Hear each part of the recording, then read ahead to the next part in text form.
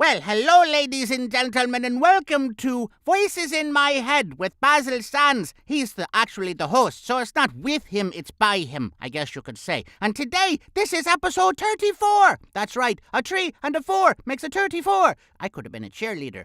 Anyway, this is episode 34 with Mrs. Ann Richardson, who is a wonderful, lovely lady who does narration and stuff like that, and is also really nice. And yeah, she's cool. And today is an extra special reward show because there's a prize at the end for a certain thing. You know what that thing is? Anne's dog kind of snores underneath her desk while we're doing the interview. We didn't hear it during the time that it was happening, but in the editing stage, we heard it. And anyway, whoever can write down the number of snores, the times that the dog snores, that is, and post it in the comments below here on YouTube, or send it to Basil's one of the Facebook links for this video, and whoever gets closest, the top 3 people will be entered into a drawing to get a free 30-minute audiobook narration coaching session with Mr. Basil. If that's okay with you. Do you like something like that? Then put the number of snores in the comments either here or on the Facebook posts, and we'll get back with you on that if you win.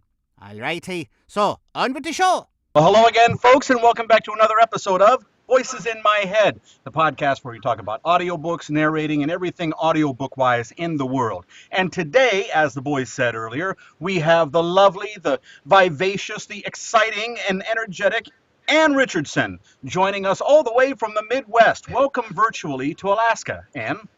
Thank you. I'm technically West Coast today, but on Thursday I will be in Nebraska. Oh, okay. So which part of the country do you live in? I live in the San Francisco Bay Area. Really? For some reason I always pictured you living in like Indiana or Illinois or something. I don't know why. I'm born and bred Nebraska, but I've been out here in California for 30 years, so... Wow. I guess some kind of mental image just popped up in my mind that... But well, I'll take that as a compliment. Thank you. Oh, you bet. What made you want to get into this business as an audiobook narrator? Oh, I think it's a long, convoluted story like almost all of your other guests. When I was in college, my first year of college, I was studying broadcast journalism. I was going to gently knock Diane Sawyer off of her pedestal. Nice. Good goal. I had lofty goals. But then I met the most amazing man, and I married him, and I followed him to California, and kind of abandoned that dream. Actually, I had sort of abandoned it before I met him because I don't have the nature to stick a microphone in somebody's face after they've just had a disaster happen. So I kind of was in flux. I mean, I loved so many different topics, and I wanted to study everything. And I was really doubting that I wanted to be broadcast journalism. Let me get back to the main point of this answer. This is a conversation. We can let this go anywhere we want. I'm rambling.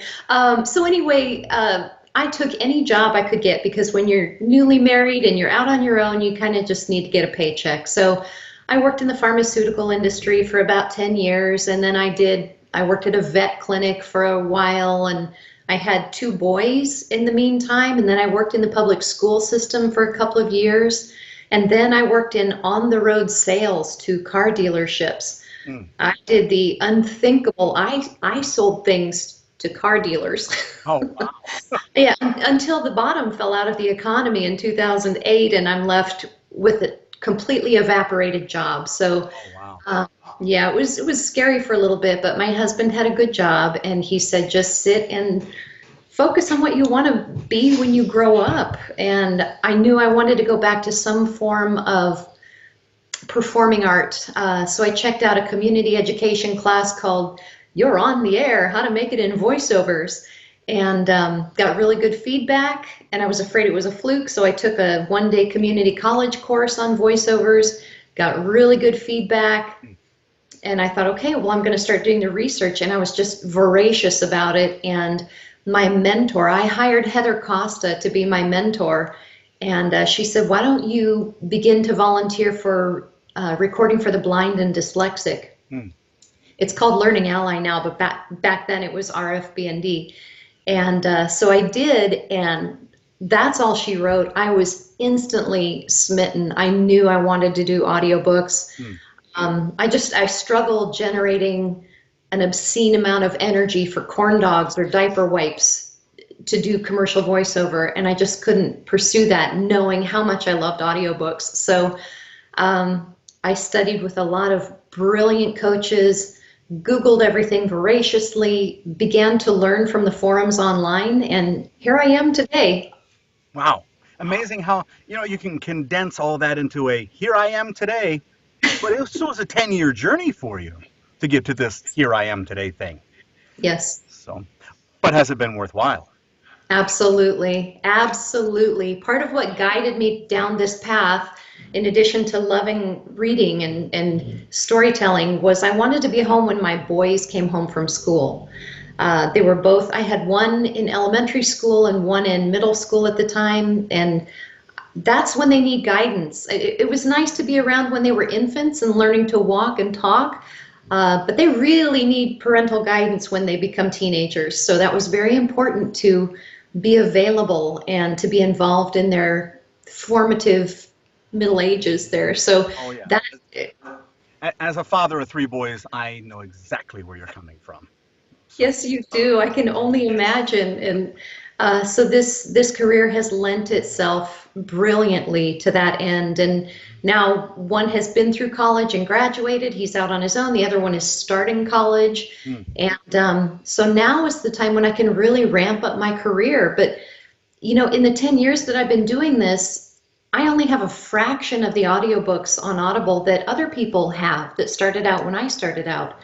But that's by design, because I couldn't book solid. I'm a mom, and it's a stay-at-home mom. So finally, after all this time, I'm able to really buckle down. And this past 2-3 years has been amazingly, astonishingly wonderful for me. So I can't wait. I can't wait to keep going. It only gets bigger and bigger from here. What was that C.S. Lewis said in the last book of Narnia, the last battle? At the end of the book, Aslan is taking the characters into heaven, basically, and he says, further on and further up, further on and further up, all the way through. And that's kind of where you're at right now, it seems like. You're just Amen, brother. moving forward. So that is pretty cool. What did you want to do when you were a kid? I know you said you wanted to do photo or the broadcast journalism as a young adult, but when you were in middle school or young in high school, what did you imagine yourself being as an adult? I wanted to be a veterinarian. Well, you got the big slobbery dogs, so. I do, and I've always been involved with animals in some aspect. So that's what I wanted to be, probably until my sophomore year in high school, when I realized exactly how much math and chemistry was involved. I don't math. We have to know when to surrender. That's what it comes down to. I threw the towel in. So where did you go to college at for the? University of Nebraska at Lincoln. Oh, okay. So Midwest girl growing up, and now here you are in sunny San Francisco, or foggy San Francisco, or hilly, sunny, funny, sunny, cold, whatever. You're in San Francisco. So how do you see the difference between living there versus the Midwest? Oh my gosh, it's night and day. I can't even begin to describe it. I can't even put it in a nutshell. But California seems to be a much more, wow, I probably shouldn't even go there, because I'm going to be visiting all these people in the next couple of days. So no, let me just stress that I absolutely love the Midwest. My heart is in Nebraska. I'm a farm girl, really. But living in California has taught me and given me the opportunity to engage with so many different kinds of people. It's amazing. And I'm so happy that my boys have had that opportunity to make best friends with people of different cultures and races and religious beliefs. It's been invaluable. It seems to be much more liberal and open-minded on the West Coast. But where I live is kind of a rural setting. I live in the hills, and when I go running for exercise, I run through the vineyards. So it's not completely night and day from the Midwest, where I used to ride my horse through cornfields. Now I get to run through vineyards. There you go. So, and it's easier to eat the grapes off the vineyard than to pick the ear of corn and hope it's actually got corn on it. But you might, yeah, and I think I might enjoy the final product more. What was your first audiobook job after the deaf and dyslexic gig that you were doing? What was your first official audiobook job? There were kind of three that came at the same time. One of them was a direct result of my volunteering for Learning Ally. One of the members of Learning Ally was a partially blinded professor from Stanford, and she had written her memoirs, and she went through the people that volunteered at Learning Ally and liked my voice. And so she hired me to, in addition to recording it for Learning Ally, to record it professionally. So technically that was my first audiobook. But like I said, there were three of them that converged all at the same time. There was a nursing manual from Redwood Audio. And then David Wilson called me and offered me a book, a psychological thriller. And I'm so grateful for those three people that launched this career, because I knew I could do it. I didn't know if other people thought I could do it too. And for some strange reason, it really, really, really mattered to me. And the fact that they gave their confidence to me and their business just set me on this path to grow. So do you get the same thing that a lot of narrators get when their family talks to them about this job? So you still messing around with that audiobook thing? You know what? My family has never done that to me. They've always been incredibly supportive. I'm so happy to have such wonderful people in my family. But I have gotten at dinner parties, everybody, all the narrators I know cringe at this, myself included. I've been told I have a good voice. Maybe I should try audiobooks too, because if you can do it, oh Lordy. So no, my family has been wonderful. My husband built me a 3x5 sound booth up in the upstairs, and it's just fantastic. Excellent. And so everybody in my family has been super supportive. They say they're so proud of me. They download, they purchase my audiobooks to support me financially, and they listen, and yeah. You can't beat that. Happy. The whole family's involved and like what you're doing. You can't beat that. That is awesome. That is awesome. What do your kids think about what Mom does? I think they like it. I don't think they've ever really listened to one, because they hear enough of me in their ear anyway. But I think secretly, I think they kind of like to tell their instructors and their coworkers that my mom's an audiobook narrator. Because it's something interesting and something unusual. And audiobooks, as you know, Basil, are growing by leaps and bounds. And so now it's kind of a in vogue sort of thing. So I think they kind of like it. Now, have you ever had the uncomfortable or embarrassing situation where your kids overheard you narrating something that you wouldn't have otherwise said aloud to them? Or within their hearing if you knew they were there? Yes. Now you may have, this phenomenon when you grow older and you feel free to share things with your parents that you probably shouldn't. Yeah. Well, I was there was a period of time I narrated some spicier books, and the boys swore up and down that they couldn't hear me in the booth. And they were downstairs doing their homework, but I just found out like a week ago that sometimes they could overhear some of those spicy words, and I must have turned 10 shades of red, because, I don't talk like that in front of them. And, right. It's not that I don't believe it. I wouldn't do the work. I wouldn't do the job if I weren't okay with it, but it's just not, that does not enter into my conversation or my relationship with the boys. I don't say words like that around them. Yeah. I know that feeling. My son told me that one day that, yeah, Dad, I could hear everything you were saying last night. Why are you doing a porn novel? It's not porn, son. It was a thriller. Yeah, it was pretty thrilling, all right. Oh my gosh. So what, What type of genres do you prefer, or do you have a preference? Do you like fiction? Do you like nonfiction, memoir, serious stuff, lighthearted stuff? I really enjoy nonfiction. I just get so excited when I read these authors' works. I love memoirs and I love well written, well researched nonfiction. Um, I think it is so fascinating that these people have devoted so much of their time and their detailed research hours to write this book and to get to present that to the public as their voice. I just think that's really a gift to me. Second, after that, I really like young adult because you have a little more freedom when you do young adult. Right. And a lot of the books for young adult are so incredibly imaginative and so poignant and so heartfelt.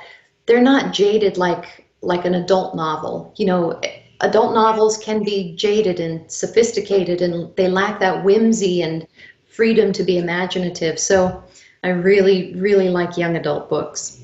Well, that's pretty cool. That's pretty cool. I've tried to do some young adult books, but I have a feeling my voice sometimes doesn't always lend me to sounding like a 17-year-old boy. Unless he was a 17-year-old chain smoker for his or something to that effect.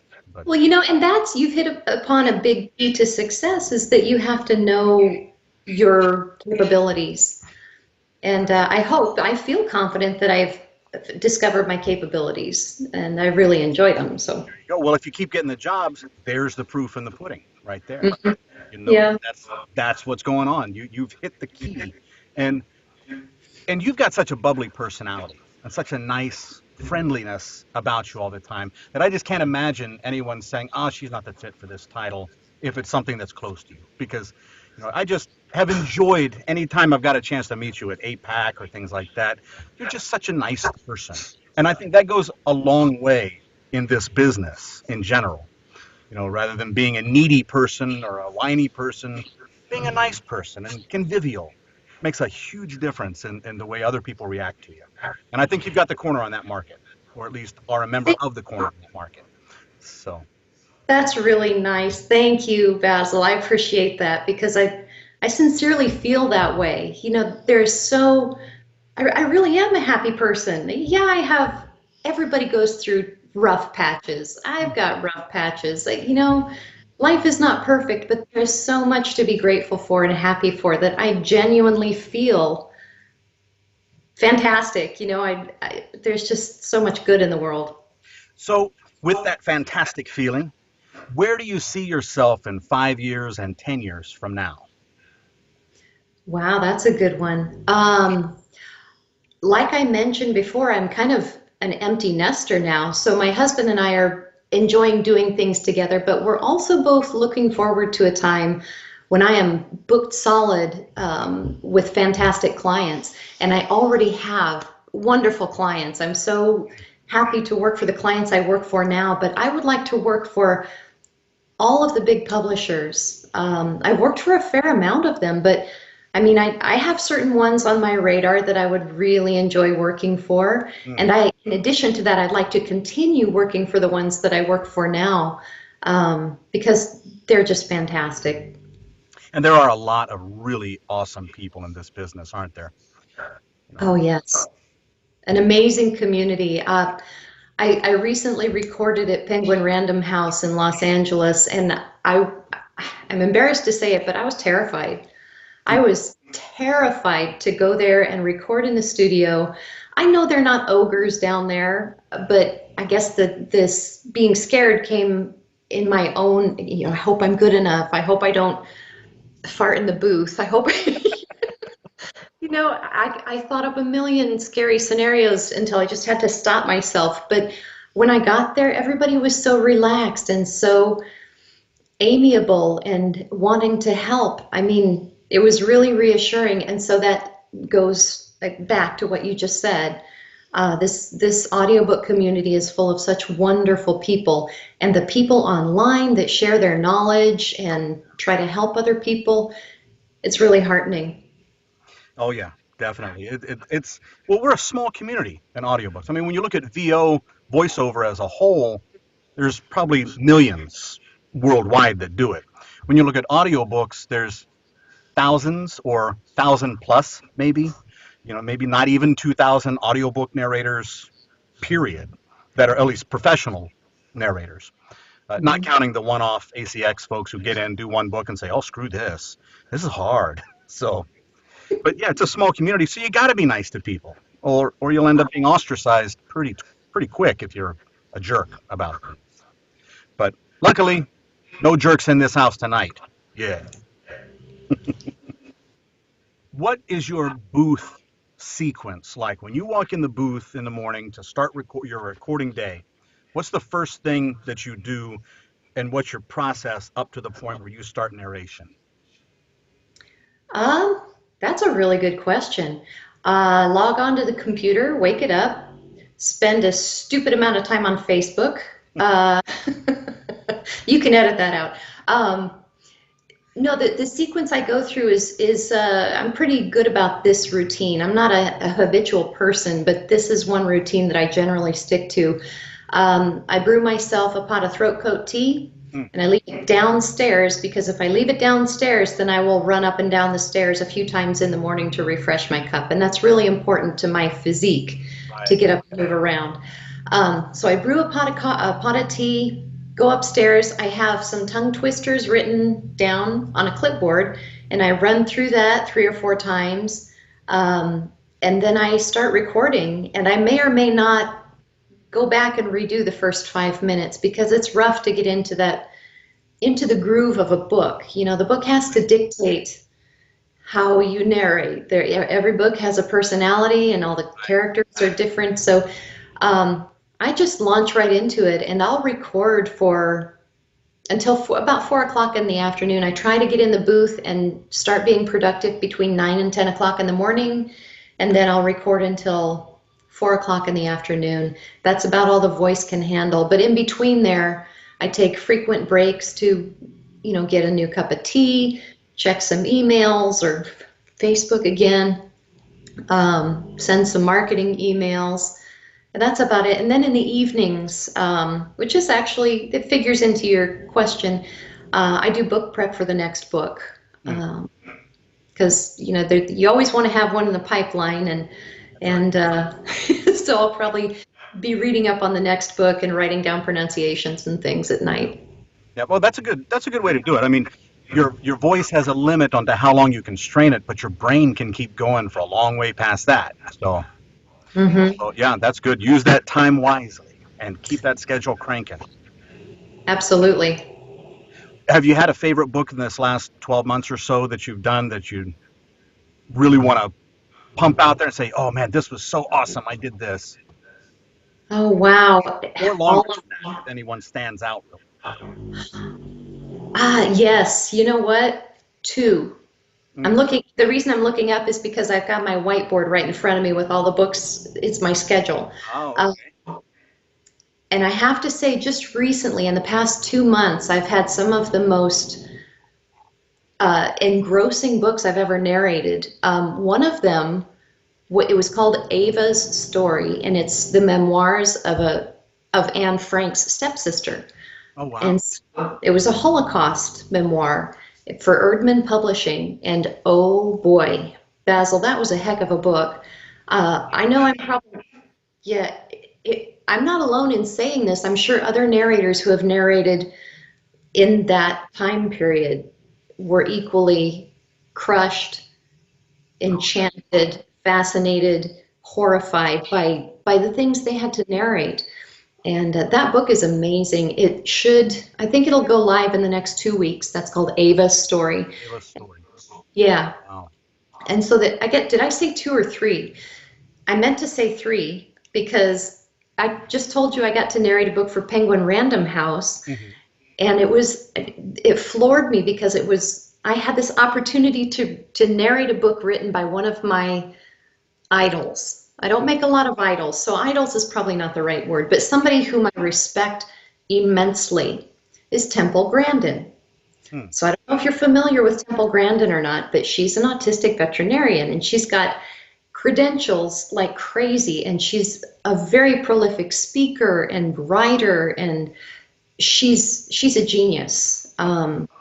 So I got to narrate her book, and her book is called Calling All Thinkers, and it's kind of a science book for kids to learn to make science projects. And I so wish I had this book when my boys were young, because we like to do that kind of stuff, burn the weenie with the magnifying glass and, dissect an earthworm. We did all kinds of stuff like this. And this book had a lot of really fun projects in it. So I was really thrilled to narrate a book by Temple Grandin. I will forever hold that close to my heart. And then the last one, really short book for Harper. It's called Pants Drunk. And it's about just like it sounds, the people in Finland have this word called kalsarikani, and that means pants drunk. So it's basically what we all do. We come home from work. We don't intend to go out at all. We just sit in front of the TV with our cell phone and our favorite beverage, alcoholic or not, and our favorite snacks, and we just veg out for the night. Right. We don't get drunk. We just get a buzz, and we enjoy ourselves, and maybe we send some tweets or posts on Facebook, but it's just relaxing and just enjoying yourself and unwinding without being social in a crowd. So the fun part about that was there were quite a few Finnish words I had to pronounce, and as luck would have it, my Swedish cousin married a man from Finland. And so I just reached out and said, hey, I have a list of words. Can you send me a recording? Nice. Very nice. Now, speaking of that, you do speak Swedish as well, right? I do speak conversational Swedish. I wish I spoke it better, but I haven't really practiced it in several years. There was a time I felt I was quite good at it, but I've lost that edge. But I do. Ja, jag kan prata svenska lite. Very nice. Very nice. That can be a good talent. Do you get many Scandinavian titles or Swedish titles in particular? I'm beginning to. Yes, I'm beginning to get those books with Swedish words by Swedish authors. I narrated one for, who was that for? Recorded Books, maybe? No, that wasn't it. Shoot, I can't remember. But it was a Swedish woman had written a book on how to raise kids in the Swedish open air style. It's called There's No Such Thing as Bad Weather, Only Bad Clothing. So yes, and there was a ton of Swedish in that, and I did it happily. It was really fun to settle back into that groove. That's always nice to have. That's something that's lacking, I think, in America in general, is multilingualism. At least among native, American folks. That it's just something that for some reason I've never been able to figure out. The languages aren't picked up, I guess, en masse or retained like they are in so many other countries. All my friends from Asia and from Europe speak 2 or 3 languages, and several of them sometimes fluently. And yet we come to America and you'll be lucky if you could find someone to translate what you just said. So you are right.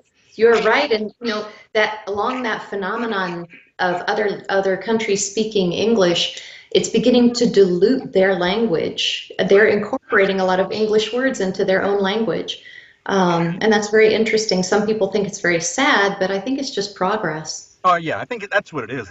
Society always morphs itself over and over again. If Simon Vance did that book called The Wake last year or the year before, which was basically written in Old Middle English from about 900 AD. Intense. It was it wasn't hard to listen to for someone like myself who studies that period of history. But I would imagine for anyone who didn't study something like that, they'd listen and go, what the heck?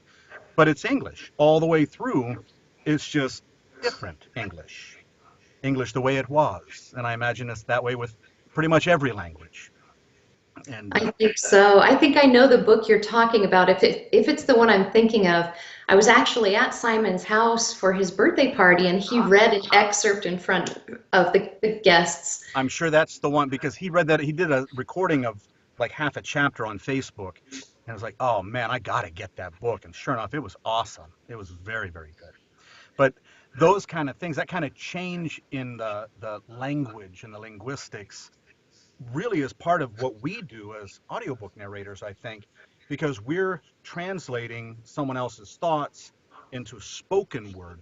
Written word can be easy to understand, but spoken word with dialects and accents and things like that can give the same written words a different meaning. If you're pronouncing it with a different accent or from a different mindset from that particular region or from that culture or so on. Saying the same sentence with an American accent versus a British accent versus a Scandinavian accent can make that sentence, even though it's the exact same words, can give it a different depth of meaning, different depth of understanding. And so we're kind of like the progenitors of wisdom for the future. That's a name I'm now going to have engraved on it. I'm going to get a tattoo, I think, with that. You have to write that down. Wait a minute.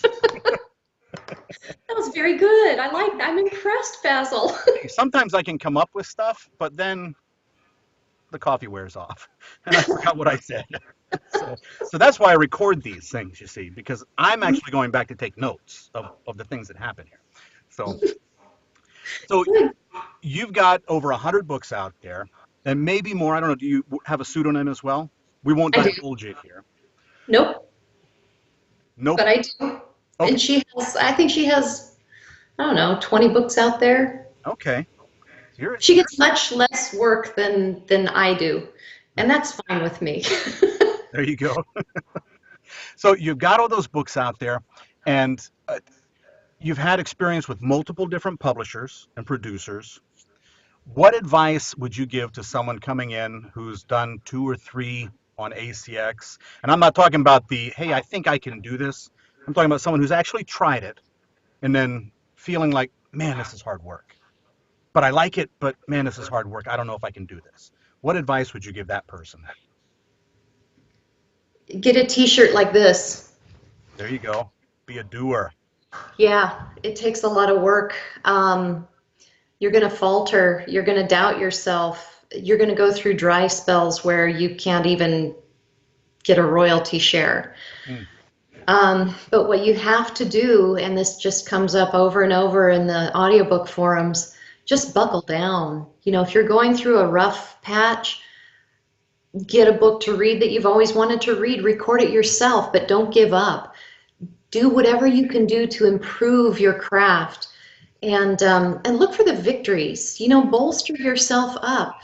Go back and read a really good review or something, but don't ignore the areas that you need to work on. And that's, sometimes you'll see somebody chime in on one of the forums and says, oh, I got this really horrible review and I can't believe they said this about me, and can you believe that this happened? Well, the instinct is, oh, you'll be fine, ignore that and move on. Well, I really think that the people, I'm talking about the first timers here. I just want to be clear, the ones who get their first bad review, maybe their first book out, they're really newbies. If you're going to solicit sympathy, you need to include a clip of what you read. Yeah. It might be tough love, but maybe if you do that, you can get some valuable feedback. But again, if you solicit feedback, you need to also keep in mind that you're putting your trust in a lot of people that may not be qualified to give you accurate feedback on your performance. So that goes back to the part about doing what you can to improve yourself, and that includes professional coaching, learning or finding a professional engineer to make your sound as good as it can be. You need to just dial everything in and keep working very hard, and don't give up. I guess that would be my advice. It's kind of rambling, but I really believe in those things. Yeah, I mean, that's especially if you look at the ACX group, for instance, you see a lot of that, someone's, oh, my heart, oh, they said something bad about me. Don't worry about it. A lot more people are going to say a lot worse about you later. So just get used to it and plug on. Stay in there. Mm-hmm. Okay, so now the boys asked me, they of course like to come in and ask their 2 bits or provide scenarios or do whatever they're going to do. The leprechauns that live in my basement, Feely, Neely, Boffin, and Bertold. And, oh, here they come. Hey guys, you want to come in? Oh yeah, Mr. Basil, we're gonna come in now. Hello. Oh my gosh, that's Ann Richardson. Hi, Whoa, guys. she's even prettier on TV. Whoa. Oh, no. So, hello, Ann. How are you doing today? This is Feely, by the way. I'm the oldest brother.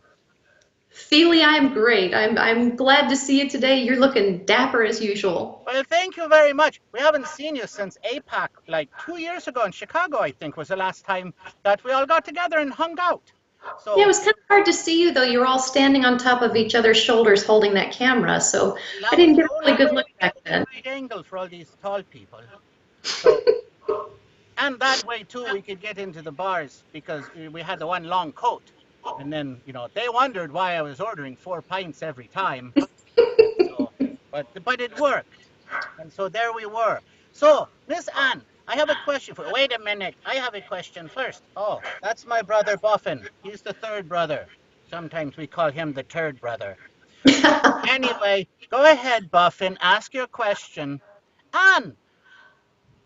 Oh, I forgot my question. Never mind. Go ahead, brother. You see what I mean about that? I do. Okay, so anyway, our question for you is this, Ann. You live in you live in the base place with the fog and the bridge. Have you ever been in fog so thick that you couldn't walk through it, like you would float? Because it gets like that in Ireland sometimes. Uh, After a few beers, yeah. It's That's interesting, because that's the same way it happens to us. That's amazing. It's the same all over the world, I think. A few beers and the fog becomes really thick. really thick. You're Literal right. pea soup with the Hmm. pea chunks and everything. Well, not the pea chunks, because that would be disgusting. But the little green stuff, yeah, right there in front of you. So, Yeah.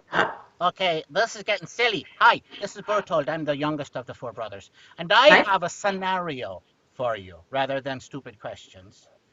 So, Okay. here's the scenario. You are going on a trip back to Sweden. Which, have you ever actually been to Sweden?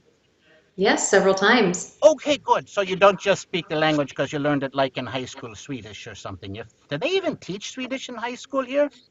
No? Okay. Not in mine. Nope. Okay. So you've been to Sweden. You're going back to visit your relatives. And suddenly, out of nowhere, the Russians invade. And now you're in occupied enemy territory. But you can save yourself by proving that you are actually an American citizen and leaving by narrating a book of your choice, but it would have to please the local political commissar. What would you narrate? To prove that I'm an American, really. And to please the commissar, so he'll let you go. Oh boy. The Hmm. commissar may not necessarily be a terribly intelligent man either.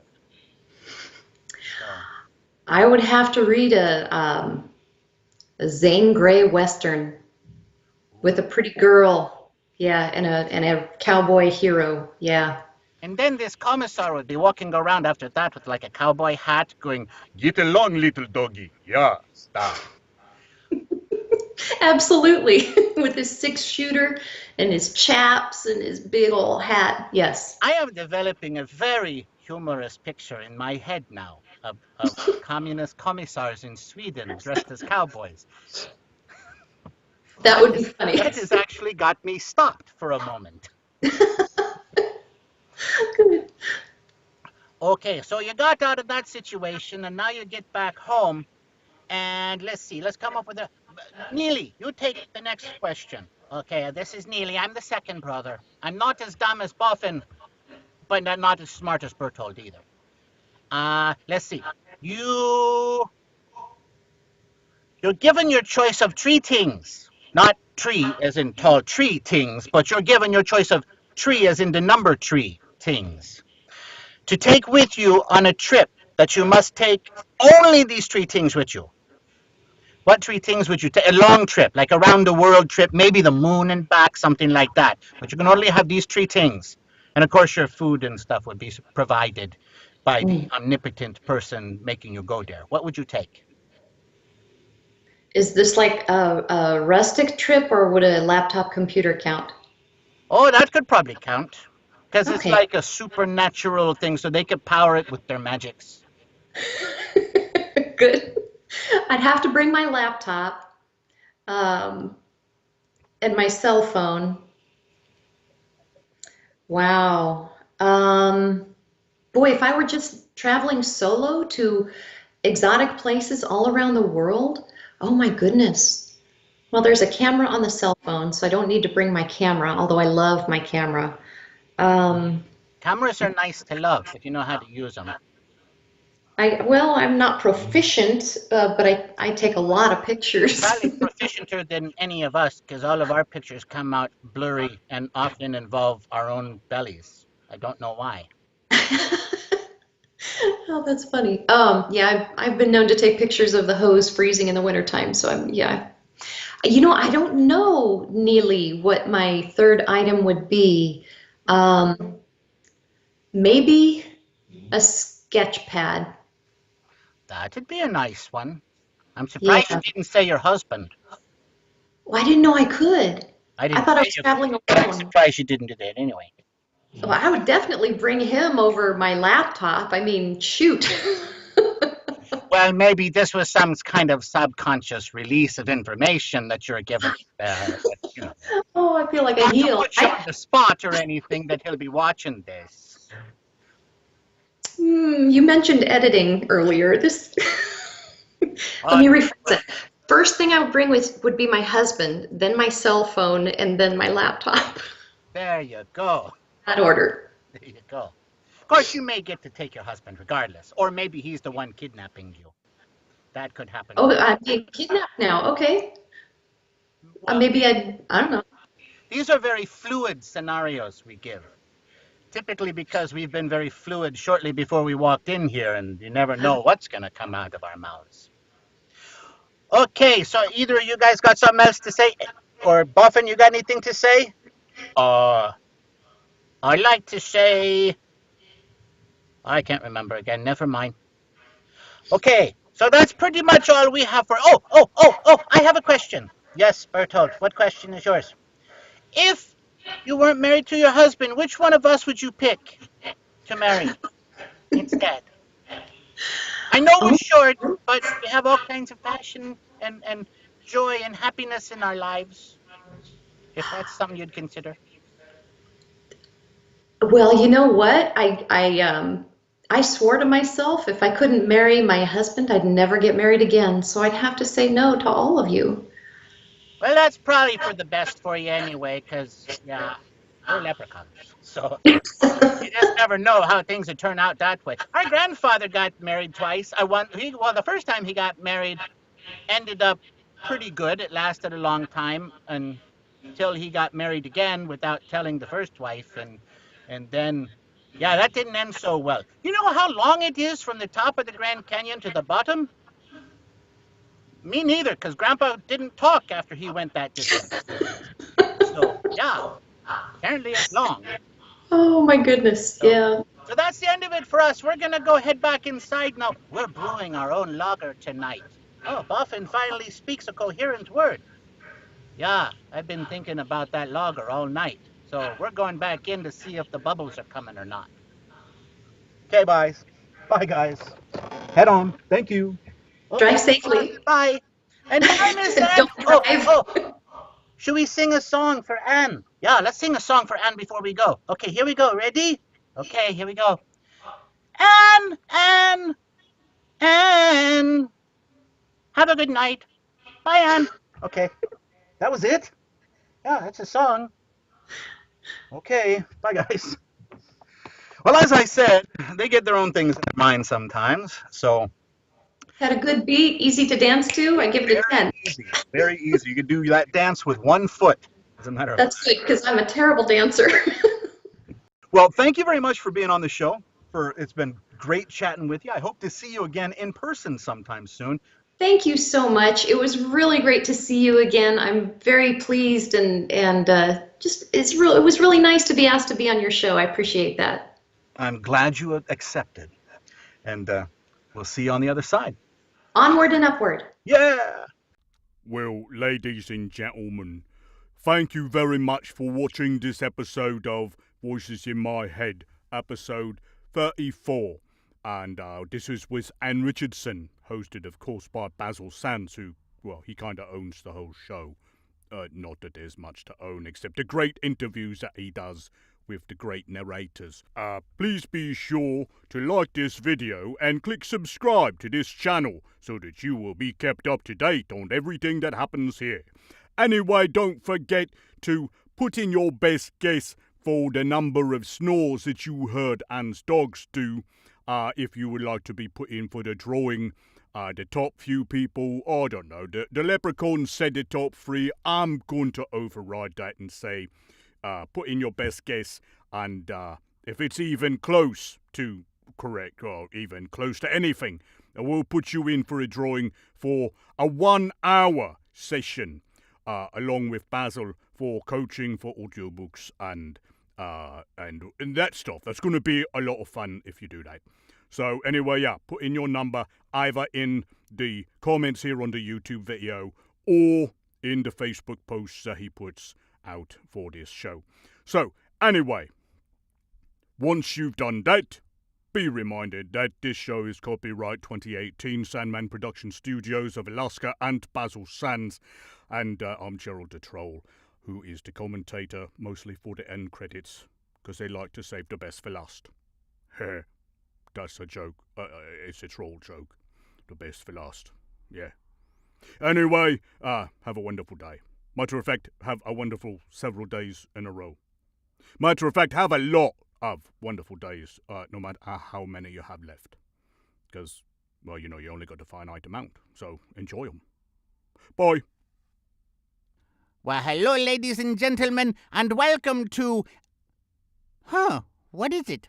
Okay, well, hello, ladies and gentlemen, and welcome to episode 34 Dang it. Well, hello, ladies and gentlemen, and welcome to Voices in My Head, episode 33. No, this is 34. Okay, wait, go back. Okay, here we go.